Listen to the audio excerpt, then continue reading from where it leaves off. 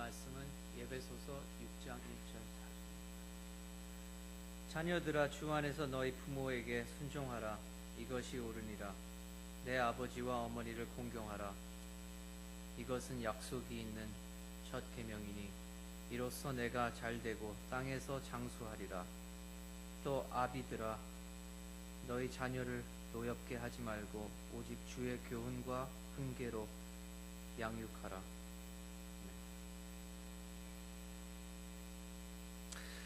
저는 종종 우리 성도님들의 그 기도 제목들을 꺼내놓고 읽으며 기도할 때가 있습니다. 지난주는 2013년도 기도 카드를 제가 이렇게 읽으면서 또 기도하면서 정리하는데, 참 흥미로운 것은요, 대개 부모님들의 기도 제목 1, 2, 3번은 가정과 자녀들을 위한 것입니다. 그런데 자녀들은 좀 달랐습니다. 대개 1번, 2번, 3번은 자신을 위한 것이었습니다. 자신의 학교 생활이라든지 아니면 진로의 문제들이라든지 자신에 관하여 쓰다가 한 4번, 5번째쯤 가서 가정이나 또 가족의 건강에 대하여 기록하는 것을 보았습니다. 근데 참 감사한 것은요, 분명한 것은 순위는 좀 다르지만 그래도 가정에 대한 기도의 제목을 빼놓지 않고 있다고 하는 것, 참 감사했어요. 참 고마웠어요. 가정의 소중함을 알고 있는 그런 우리의 자녀들의 모습도 너무너무 감사했습니다. 여러분, 우리 부모님의 행복은 어디에 있을까요? 여러분들은 부모님의 행복이 어디 있다고 생각하십니까? 두말할 것도 없이 사랑하는 자녀들이 하나님의 축복을 받아 누리는 것을 볼 때 가장 큰 기쁨이 될 것입니다. 그렇다면 우리 자녀들은 어떨까요? 자녀들의 기쁨은 어떤 것일까요? 조금 철이 난 자녀라면 사랑하는 부모님이 또는 홀로 사시는 아버님이나 어머님이 행복하고 건강하게 사시는 것을 볼 때 감사하고 행복해야 할 것입니다.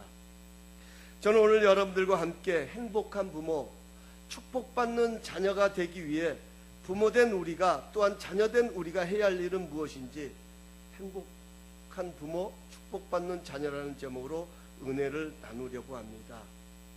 첫 번째로, 주 안에서 부모를 순종하고 공경해야 합니다. Obey and honor. 에베소서 6장 1절 3절은 이렇게 말합니다. 자녀들아, 주 안에서 너희 부모에게 순종하라. 이것이 옳으니라. 내 아버지와 어머니를 공경하라. 이것이 약속 있는 첫 계명이니 이로써 내가 잘되고 땅에서 장수하리라. 아멘. 아멘. 우리 자녀들 아멘. 왜 자녀들은 아멘 안 해? 우리 자녀들만 아멘. 예. 여러분, 우리 축복받는 자녀가 되기 위해 자녀된 우리가 먼저 해야 할 일은 주 안에서 부모에게 순종하고 공경하는 것입니다. 그런데 중요한 것은 주 안에서이라는 단어입니다. 성경은 부모가 항상 내 마음에 들기 때문에, 잘해주기 때문에 부모에게 순종하고 공경하라고 말하지 않습니다. 주 안에서라는 말은 예수님이 기뻐하시는 관점에서라는 말입니다. 나의 관점과 나의 기분에 따라 부모를 공경하고 안 하고를 결정하는 것이 아니라는 것입니다. 여기 부모를 공경하라고 할 때 이 공경이라는 이 히브리의 원어에 가서 보면 카베드라는 단어를 씁니다. 이 카베드라는 단어는 무겁다라는 뜻을 담고 있습니다.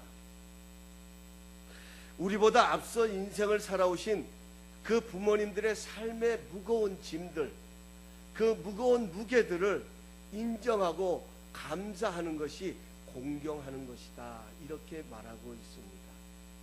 여러분, 우리의 부모님들을 한번 생각해 보십시오. 얼마나 그분들의 삶이 어렵고 힘듭니까? 여러분, 때로는 아픔도 있고 부모님의 인생의 삶의 여종생에는 항상 좋은 일만 있는 것이 아니라 굳은 일도 있고 어려운 일도 있지만, 그럴 때마다 항상 부모님들의 마음은 먼저 자녀들을 생각하잖아요. 항상 자녀들의 시점에서, 자녀들의 생각 속에서, 자녀들의 관점에서 모든 것을 생각하고 결정하는 것이 부모님들의 모습입니다. 제 아내가요, 저희 큰아이를 낳으면서 하는 이야기가 저는 기억에 남습니다. 그 큰아이를 낳으면서 하는 이야기가, 그 아이를 낳을 때 제일 생각나는 것이 엄마였다라는 이야기예요. 엄마. 여러분, 참 굉장히 중요한 이야기인 것 같아요. 아마 모든 분들이 다 그랬을 거예요. 자녀를 낳을 때 제일 많이 생각나는 것이, 나를 제일 힘들게 했던 남편도 아니고 그 어떤 것도 아니라 엄마가 제일 생각나더라고요. 여러분, 사실 우리 모두는 그렇습니다.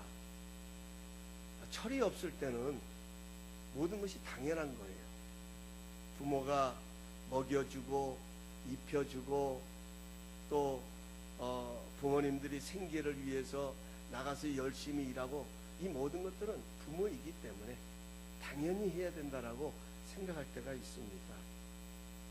그런데 막상 자식을 낳아 길러보니까, 아니 가정을 꾸리고 그 가정을 책임지고 살아가다 보니까 그 삶의 무게를 깨닫고 실감하는 것입니다. 이렇게 부모라고 하는 것이 어렵고 힘든 것이구나. 아니, 부모가 아직 가정을 이루지 않았다 할지라도 내가 나가서 내 힘으로 돈을 벌고 열심히 잡을 가지고 일하다 보면 그 수고의 땀이란 게 얼마나 가치 있고 얼마나 중요한 것인가 하는 것을, 그 무게가 얼마나 힘든 것인가를 깨닫는 것처럼, 여기 공경하라는 말은 바로 어머니 아버님들이 가지고 있는 그 삶의 무게, 그 무거운 짐들을 인정하고 그것에 감사하고 그것을 보답하는 것, 이것이 바로 공경이라고 성경은 가르치고 있습니다. 오늘 제가 칼럼에도 썼습니다만, 참 신기한 것은요, 나이를 먹어가면 갈수록, 내 나이가 50이 되고 60이 되고 70이 되어도 나이를 들어가면서 부모님이 더 그리워진다는 것입니다. 여러분, 왜 그럴까요? 살아보니까 자신의 삶에 부모님의 위치가 얼마나 크고 소중한지를 깨달았다는 것입니다. 인생의 풍랑이 일어나면 일어날수록 어머님이 그리워지고 아버지가 그리워지고 그 빈자리가 그리워지는 것, 이것이 바로 부모님에 대한 소중함입니다. 그래서요, 여러분, 우리 교회 다니는 사람들만 부모님을 공경하는 것이 아니라 세상 사람들도 부모님을 공경합니다. 부모님을 공경하라고 가르칩니다. 오늘 성경은 우리가 주 안에서 부모님께 순종하고 공경해야 하는 이유는 약속 있는 첫 계명이기 때문이라고 말하고 있습니다. 출애굽기 20장 12절에 가서 보면, 내 부모를 공경하라, 그리하면 내 하나님 여호와가 내게 준 땅에서 내 생명이 길리라. 여러분, 이 말씀은 십계명이에요. 그런데 이 십계명 중에 5번째 계명이 부모를 공경하라고 말하고 있습니다. 십계명은 1계명부터 4계명까지는 하나님과 사람 사이의 관계를 이야기한다고 하면, 5계명부터 10계명까지는 사람과 사람 사이의 관계를 이야기하면서 그 사람과 사람의 관계를 다루는 첫 번째 계명이 부모를 공경하라는 것입니다. 그런데 여러분, 참 흥미로운 것은요, 하나님은 부모를 공경하라는 이 계명을 주시면서 오늘 성경에, 출애굽기 20장에 가서 보면, 내 부모, 내 하나님, 내게 준 땅, 내 생명이라고 하는 모든 초점이 하나님에게 맞춰져 있는 것이 아니라 부모를 공경하는 우리 자신들에게, 자녀들에게 맞춰져 있는 것을 볼 수가 있습니다. 다시 말하면, 내 부모를 공경하고 순종하면 하나님이 내 하나님이 되어주신다는 거예요. 나의 하나님이 되어주신다는 거예요. 나의 부모를 공경하는데, 나의 부모를 사랑하는데 하나님께서 나의 하나님이 되어주시겠다, 이렇게 약속하고 계시는 것입니다. 살인하지 말라, 간음하지 말라, 도둑질하지 말라, 내 이웃에 대하여 거짓 증거하지 말라, 내 이웃의 집을 탐내지 말라는 이런 말에는 이런 내용이 없어요. 그런데 부모를 공경하고 순종하는 일에는 하나님 자신의 이름을 걸고 복을 약속하고 있다는 것입니다. 왜 그럴까요? 왜 하나님께서는 부모 공경을 첫 번째 계명으로 주실 만큼 소중하게 다루고 계실까요? 부모를 공경하는 것은 모든 인간관계의 기본이 되기 때문에, 초석이 되기 때문입니다. 어른을 공경하는 사람치고 인간관계가 삐뚤어진 사람 없습니다. 부모를 공경하는 사람은 다른 사람들과의 관계에 있어서도 겸손하고 성실하고 정직한 진실한 모습들을 보여주고 나타냅니다.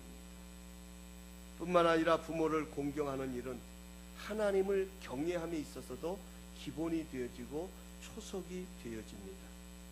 레위기 19장 3절에 가서 보면 하나님께서 너희 각 사람은 부모를 경외하고 나의 안식일을 지키라. 나는 너희의 하나님 여호와이니라고 말씀하시면서 부모의 공경과 하나님을 예배하는 그 비중을 함께 두고 계시다는 것입니다. 똑같이 중요한 일로 바라보고 계십니다. 하나님께서 이처럼 부모 공경을 하나님 섬기는 만큼 중요하게 다루시는 까닭은 부모 공경이 결코 자연스러운 일이 아니기 때문입니다. 여러분, 부모 공경 당연한 것 아닙니까? 당연히 해야 합니다. 그런데 사실 우리의 현실을 돌아보면 부모를 공경하는 것이 그렇게 자연스러울 것 같은데 그렇지 못하다는 것입니다. 그렇게 하고 싶은데 그것이 잘 안 됩니다. 조금만 서운하면 순종은 고사하고 거역하고 싶은 마음이 먼저 앞섭니다. 그래서 말도 함부로 합니다. 내가 힘들고 어려우면 그 불편한 마음이 부모님에게 쏟아지게 됩니다. 사실 부모님을 사랑하지 않는 것이 아닌데 내 마음에 여유가 없어서 또는 내 안에 자리 잡는 이기적인 죄성 때문에 부모를 공경하지 못하는 실수를 범할 때가 있습니다. 특별히 요즘 우리가 살아가고 있는 이 시대는 과거의 어느 때보다 부모 공경이 어려운 시대를 살아가고 있다고 말합니다. 얼마나 여러분 첨단 과학이 발달하고 있는지 휴대폰 하나를 봐도요, 날로 새롭습니다. 저는 아직 제가 쓰고 있는 그 아이폰이 다 그 기능을 쓰고 있지 못합니다. 쓰다 보면 뭐가 하나 문제가 있으면 꼭 저희 아이들을 찾아가요. 불러요. 그 불러서 뭐 이거 좀 물어보고 좀 해달라고 하면 그래도 좀 기분이 좋으면 좀 기쁜 마음을 해주지만 좀 그렇지 못하면 퉁명스럽게 마치 그냥 마지못해서 사정해서 도움받는 것을 경험할 때가 있습니다. 여러분, 세대 간의 차이입니다. 또 요즘은 극심한 이기주의, 또 여유 없는 생활, 이런 것들 때문에 우리를 하여금 탄식하게 만드는 부모와 자녀들 간의 그 관계 이야기들이 얼마나 많이 기사거리로 나오는지 모릅니다. 다시 한번 강조합니다. 하나님께서 부모 공경을 첫 번째 계명으로 삼으신 것은 이 모든 일이 인간관계에서 가장 중요한 역할을 하기 때문입니다. 하나님께서는 자녀들이 부모 공경이 결코 자연스럽게 저절로 되는 일이 아님을 아셨기에 이 계명을 주셨습니다. 하나님은 이 계명을 따라 부모를 공경할 때 하나님께서 주시고 싶은 축복이 있기 때문에 이 명령을 허락하여 주신 것입니다. 오늘 어버이 주일로 하나님께 예배를 드리면서 아직 부모님이 생존해 계시다면 부모를 공경할 수 있는 기회를 주셨다고 믿고 주 안에서 공경하고 순종해야 할 것입니다. 그러나 혹 이미 부모님께서 하늘나라에 계시다면 그분이 이 땅에서 보여주셨던 그 거룩하고 소중한 사랑에 감사하며 하나님을 더 경외하고 하나님을 더 사랑한다면 그 부모님을 그리워하는 여러분의 사랑이 하나님의 축복으로 여러분에게 다가올 것입니다. 이건 하나님의 약속입니다. 둘째로, 행복한 부모, 축복받는 자녀가 되기 위해서 부모가 해야 할 것은 무엇일까요? 오늘 4절에 가서 보면 또 아비들아 너희 자녀를 노엽게 하지 말고 오직 주의 교훈과 훈계로 양육하라고 말합니다.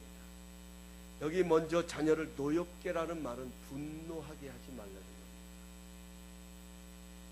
저는 오늘 이 4절 말씀을 읽으면서요, 기분이 조금 그랬어요. 여기 아비드라라는 말은 아버지드라라는 말입니다. 아버지드라. 부모들아 너희 자녀를 노엽게 하지 말라 이렇게 말할 수도 있잖아요. 그런데 아버지들아 너희 자녀를 노엽게 하지 말라 이렇게 말씀하셨습니다. 왜 그랬을까요? 이 땅에 있는 모든 아버지들이 항상 자식들을 분노하게 만들기 때문에 성경은 그렇게 기록했을까요? 아버지가 문제입니까? 아닙니다. 사도 바울이 아버지를 언급한 것은 아버지의 권위를 세워주기 위해서입니다. 여러분, 가정에서 아버지의 말이 얼마나 위력이 있고 힘이 있습니까? 아버지의 말 한마디라면요, 자녀들이 온 가족이 그 아버지의 말에 중심을 몹니다. 어느 목사님이요, 설교 준비를 하시다가 이 분노라는 단어에 대해서 자녀들아, 아비들아 내 자녀를 노엽게 하지 말라는 이 말씀을 도대체 어떻게 설명을 해야 될까 생각이 나질 않아가지고 교육자 회의를 하면서 물었답니다. 그랬더니 막 목사님들이 이 노열 때 분노할 때가 언제냐고 물었더니 참 막 그 부교육자 목사님들 이것저것 다 얘기를 하더래요. 그런데 어떤 목사님 한 분이 그러더랍니다. 한 번은 엄마가 자꾸 잔소리를 하더래요. 목사님들 젊었을 때 얘기해요. 지금 그랬다는 게 아니라. 잔소리를 하도 해가지고 얼마나 화딱지 하는지 문을 한번 주먹으로 쳤는데 구멍이 나버렸대요. 문을 쳤는데. 이 목사님이 너무 궁금했던 거예요. 그래서 그 목사님에게 물었대요. 아버지가 얘기할 때는 화가 나지 않더냐고. 아버지가 얘기할 때는 화가 더 나더래요. 그래서 어떻게 했냐고 물어봤더니 그냥 가만히 있었대요. 왜 가만히 있으니까 아버지가 무서워서. 아버지가 무서워서 가만히 있었대요. 여러분, 보통 자녀들은 어려움이 있으면 엄마를 찾잖아요. 왜 그러냐면 엄마의 따뜻한 마음입니다. 우리에게 들려주는 교훈이 있습니다. 보통 자녀들은 엄마의 따뜻한 마음의 위로를 받는다면 아버지의 따뜻한 말 한마디에 자녀들은 용기를 얻고 힘을 얻는다고 말합니다. 여러분, 혹시 가수, 한국의 가수는 얼마나 망나니인지 제가 그분이 이야기 스토리를 제가 한번 들은 적이 있는데, 해도 너무했더만요. 조금 해결해 놓고 나면 또 가서 문제 일으켜가지고서는 그렇게 사고를 지금 엄청나게 하는데, 이 가수 어디서 돌아오게 되냐면 아버지의 말 한마디에서 돌아옵니다. 늘 자신의 그런 자신이 싫었대요. 자신조차도 싫었는데 아버지가 어느 날 그 아들에게 하는 이야기가, 그 이름을 부르면서 아무개야, 나는 너를 믿는다. 나는 너를 믿는다. 이 말 한마디가 그렇게 자기의 마음에 비수같이 꽂혔대요. 그 시간부터 무엇을 하든지 간에 아버지가 떠올랐대요. 아버지는 나를 믿고 있다는 이 한 가지 사실 때문에 혹 누가 시비를 걸어와도 맞았답니다. 그때부터.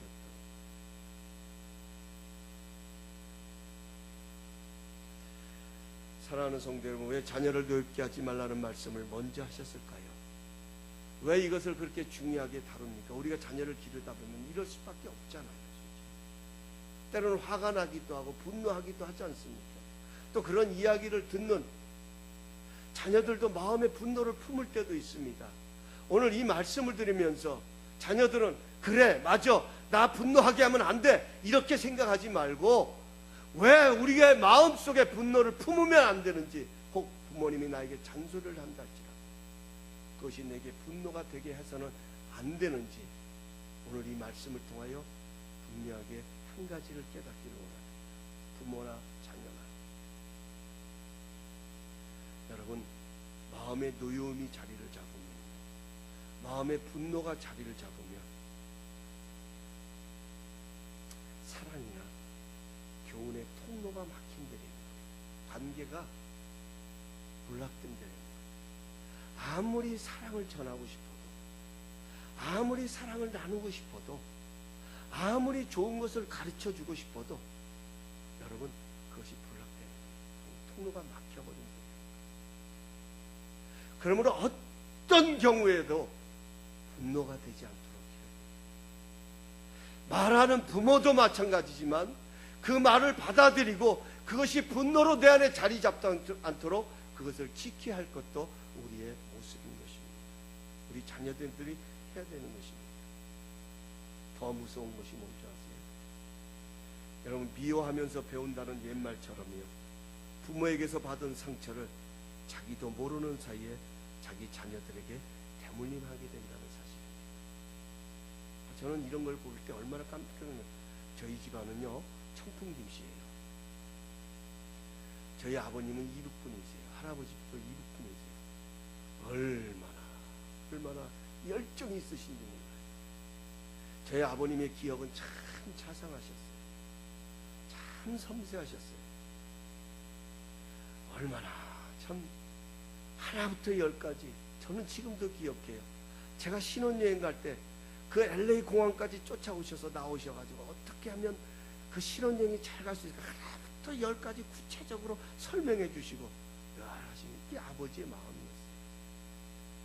그런데 이건 저희 집안의 내력입니다. 부끄럽지만 저희 집안이 뭐냐, 성질은 또 한가닥합니다. 얼마나 성격이 급한지요. 그렇게 잘하다가도, 그렇게 자상하다가도 어느 날 어느 아침에 어떤 순간에 확 쏟아붓는, 여러분, 은영중에 하는 나의 이 모습들이 내가 원치 않지만 내 자손들에게 대물림하고 있다 하는 것입니다. 그래서 사도 바울은 이런 악순환이 계속 이어지지 않게 하기 위해서 그 해결책으로 오늘 주신 말씀이 뭐냐? 오직 주의 교훈과 훈계로 양육하래.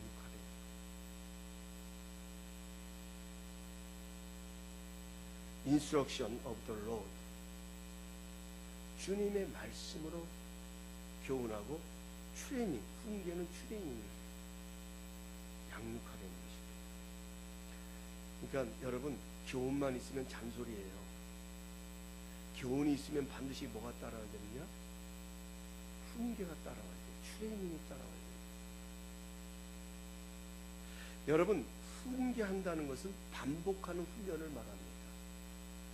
여러분, 훌륭한 교관은요, 그냥 무조건 명령만 하지 않아요. 가르치지 않아요. 먼저 시범을 보이잖아요. 그리고 그것을 따라하도록 훈련병들을 이끌어갑니다. 인내를 가지고 그가 익숙해 할 때까지 함께 고민하면서 어떻게 하면 그런 훌륭한 사람이 될 수 있는지를 함께 끌어가자, 보여주면서, 나타내면서. 우리가 양육하라고 하니까, 교훈하라고 하니까 성경책을 펼쳐놓고 하나님의 말씀에 이렇게 기록되어져 있다, 이렇게 가르치는 것도 중요하겠지만 그것으로 끝나면 안 된다는 것입니다. 그보다 더 좋은 교훈이 시청각 교육입니다. 보고 배우는 것입니다. 하나님 사랑하는 것을 가르쳐 줘야 됩니다. 이웃들과 더불어 화평하는 것을 가르쳐 줘야 합니다. 겸손하고 온유하고 인내하고 감사하는 것을 가르쳐 주어야 한다는 것입니다. 이것이 바로 교훈과 훈계라는 것입니다. 말로만 좋은 사람이 되는 것이 아니라 어떻게 좋은 사람이 되어질 수 있는지를 보여주는 것, 이것이 부모가 해야 할 모습이라는 것입니다. 여러분, 우리 자녀들, 어머니 아버님이 믿음의 부모님을 모신 것을 축복으로 생각하셔야 돼요. 어렵고 힘들지만 기도하는 이 모습들, 얼마나 나중에 우리의 자녀들이 험난한 시대를 살아갈 때에 동일한 상황을 만나면 그때 어머니를 떠올릴 거예요. 우리의 기도의 모습들을 떠올릴 거예요. 하나님을 사랑하는 모습 떠올릴 거예요. 말씀 맺겠습니다. 여러분, 이 세상에는 완전한 부모도 없고 완전한 자녀도 없습니다. 부모도 자녀도 실수투성입니다. 그래서 완전한 가정도 없습니다.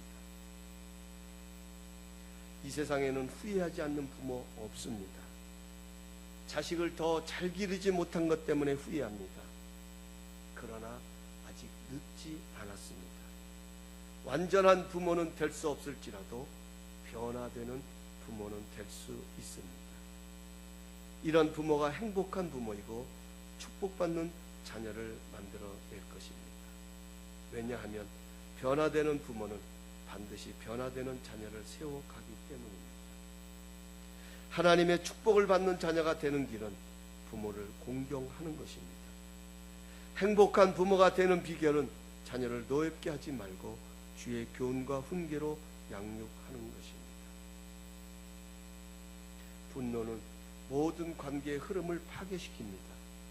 그러나 사랑은 사막에서도 샘물이 솟아오게 하고 광야에서도 강물이 흐르게 됩니다. 행복한 부모, 축복받는 자녀, 바로 여러분과 제가 될 수 있습니다.